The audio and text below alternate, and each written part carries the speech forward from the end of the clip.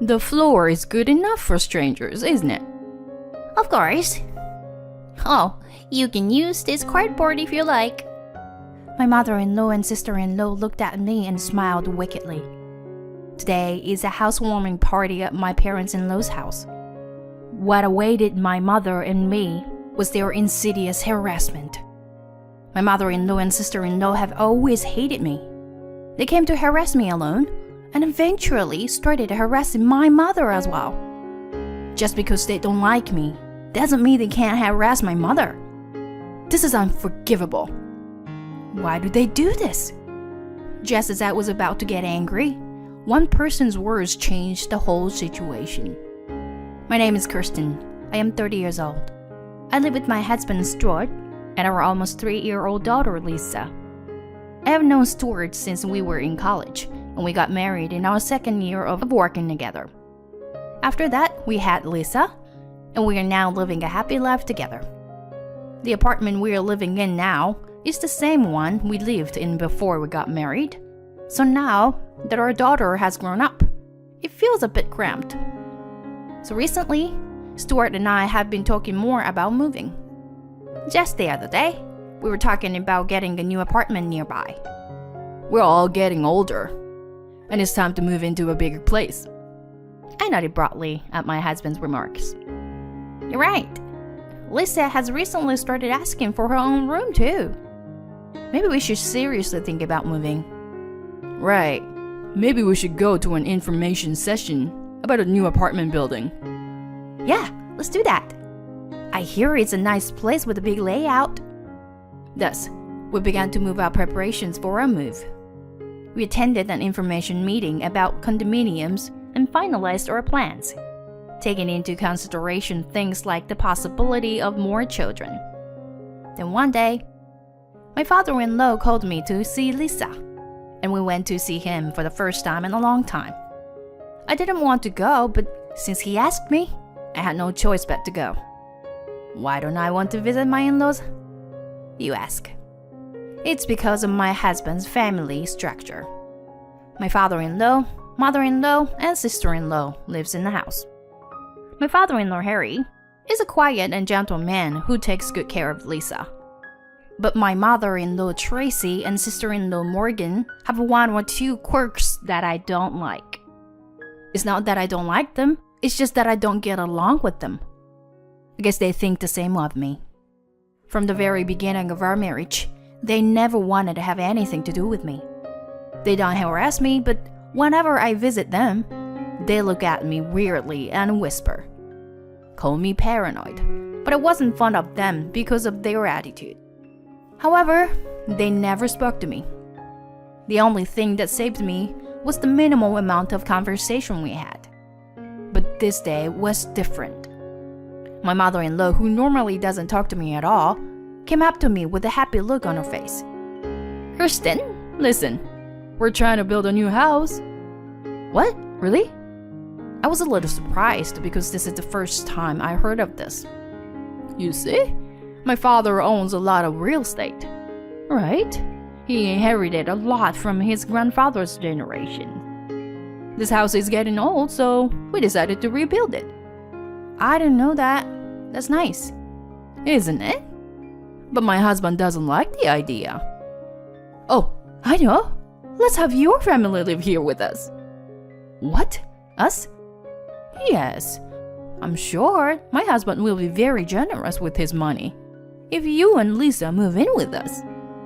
My face involuntarily scrunched up from the idea of living together with this family. Then my sister-in-law, who was listening to the conversation, interrupted and started to get in on the fun. That's a good idea. Stuart told me you guys were thinking of moving, right? Then just move in with us. But if you want to raise children, a house is definitely better than an apartment. You don't have to worry about the next room when they make noise. And we have the manpower. That might be true, but... Right? Yeah. Then it's settled. Dad, Kristen's family is moving into the new house with us. Well, Morgan, I'm not sure I'm quite sure yet. Then my father-in-law heard what my sister-in-law said, and his eye lit up. And he had a happy expression on his face. Really? If I get to live with the lovely Lisa? My father-in-law's reaction made it impossible for me to say no to him. For some reason, the conversation proceeded as if we were going to live together. And my mother-in-law and sister-in-law happily began to decide on the floor plan. I called out to my husband, who was playing with my daughter. "Hey, Stuart, we're talking about moving in together." Well, didn't you agree to my sister's proposal?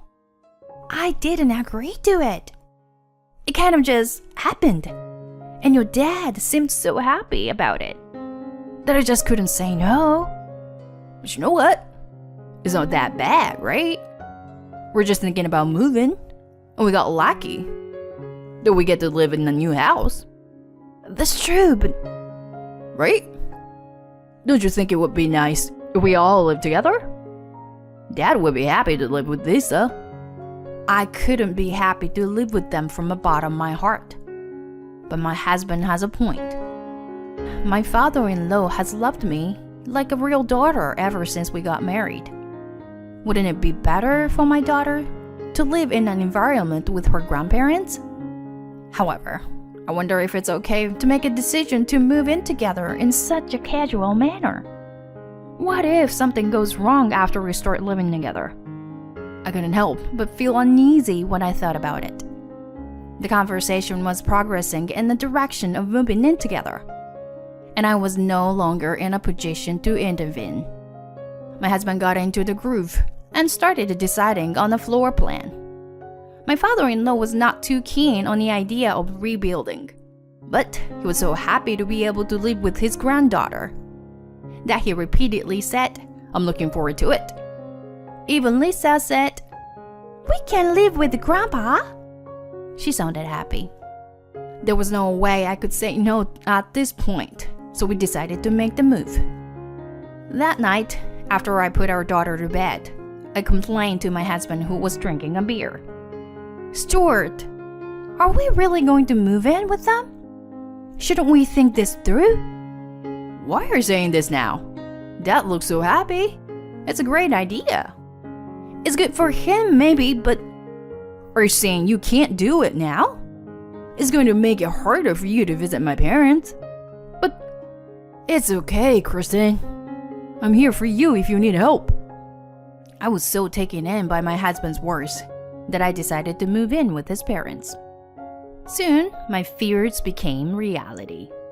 A few months later, the reconstruction of my parents-in-law's house started. The original house was to be torn down, and a new house was to be built there, so my parents-in-law would be temporarily without a place to live. My father-in-law rented a monthly apartment near his workplace, and my mother-in-law and sister-in-law moved into our little apartment. I was told this 3 days before they were to move. My mother-in-law and sister-in-law moved in one by one without regard to my schedule. "Kristen, make me coffee." My unreserved mother-in-law's request made me furrow my brow. "I'm sorry, Tracy. It's already time to drop Lisa at daycare." What? You can't listen to your mother-in-law? No, it's not that. Just when I was getting upset by my mother-in-law's pressure, my sister-in-law threw a tantrum. "You know, Christine, we're going to let you live in that house after the rebuilding is finished, so you should be more grateful to us." But I don't have time. "You can be a little late to daycare, can't you? Make me a cup of tea too." "I can't. I also have to go to work." Shut up. Do as you're told. If you don't, I won't let you live in our house. I had no choice but to put my bag down and start preparing tea as I was told. Tracy and Morgan are grinning and laughing like fools. Why am I in this situation? They never say such unreasonable things when Stuart is around. What am I supposed to do now that my schedule is all screwed up? Is this going to be my life forever if I move in with them? I can't stand it. However, I don't have the courage to rebel against my mother-in-law and her family. I was miserable at being at their mercy. My mother-in-law and sister-in-law do not work and are always at home. I couldn't find the right time to talk to my husband about it. I was running out of patience with the daily torment. Then one day, I was on my way to pick up Lisa from work when I received a phone call from my mother. Hello, Kristen? Are you? Mom? Hey, what's up? You don't seem well. I've had it up to here, so I told my mother how frustrated I am. She heard me out, and then she said quietly, Kristen, you need to tell Stuart these kind of things. But the house will be built soon. You haven't started living together yet. Why don't you go show Lisa's face to her grandpa for once? Yeah, okay. I'll talk to Stuart. With my mother's encouragement, I decided to tell my husband how I felt. I can't talk to him at home because my mother-in-law and sister-in-law are there, so I make a phone call right then and there. My husband had just left the office and asked me quickly what's wrong. I decided to get right to the point. I can't live with your family after all. What? What's wrong? What are you talking about? I'm being harassed by your mother and sister. What? When you were not looking, they've been harassing me. They cause me so much stress. I can't live with them. Hey, calm down. They should both at home right now, so we'll figure this out when the house is finished, okay? Okay. My parents-in-law's house is almost finished. I had no choice but to be patient until then. A few months later, the house was handed over to my mother-in-law and sister-in-law, who returned to their new home at that time. Today, they've invited us to their house for a housewarming party. Unfortunately, my husband is at work. My daughter is at daycare, so I'm the only one who can go since I'm off work. I don't know what kind of repercussions I'll face if I refuse. I was worried about going there alone, so I called my mother and asked her to come with me. When I met up with my mother and headed for the party, I found that the exterior of the house had been changed from the old house to something more modern. When I pressed the intercom, my father-in-law greeted me with a big smile on his face. His kindness eased my anxiety a little. But my relief was short-lived. My mother-in-law and sister-in-law smiled wonderfully when they saw me. Oh, look, it's the no-good wife, Kristen.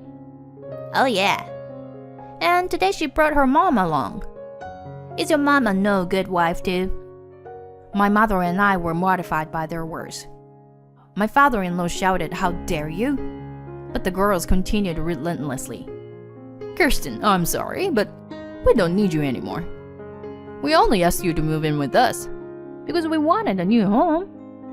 And yes, we knew my dad would be thrilled to have you and his grandchild move in with him. And we knew he would be thrilled to get you a new place to live. Well, why don't you sit down anyway? The floor is good enough for strangers, isn't it? Of course. You can use this cardboard if you want. They said that and threw a piece of cardboard at my mother and me. There was a moment. I opened my mouth quietly, desperately restraining my trembling body from exploding with anger that I had been keeping under wraps. How dare you do this? I can't allow this to happen, no matter how much it cost. But the two of them were smiling and looking at me. How can I let my anger get through to these people? Then in the next moment, "You strangers, please get out of my house," my father-in-law said in a calm tone. At his words, my mother-in-law and sister-in-law said, "That's right. Get out."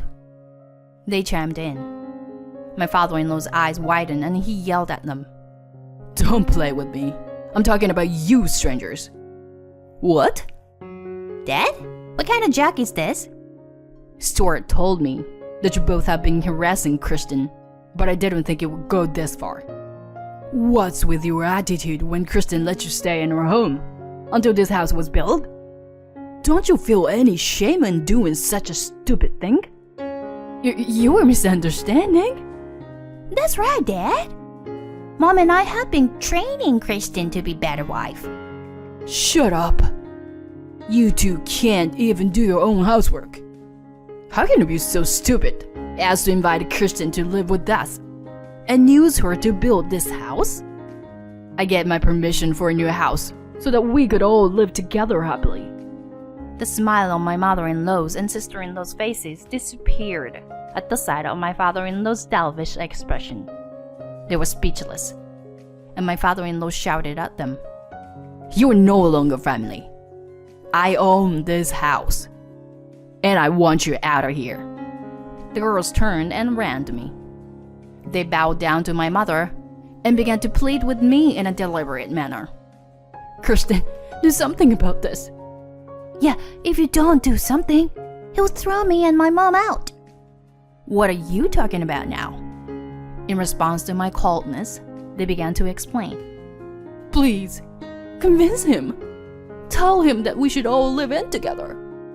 If my dad gets any angrier, he won't be able to take it back, will he? Hurry up. Even after all this time, they still haven't apologized to me. I looked at my mother and thought it was ridiculous that I had to put up with this for so long. Now I have my father-in-law on my side. I had nothing to fear anymore, and I told them both in no uncertain terms. Cut the crap. You've been picking on me all this time. You want me to help you when things get bad? Are you kidding me? Why should I do anything you tell me to do? Kirsten, calm down. Shut up.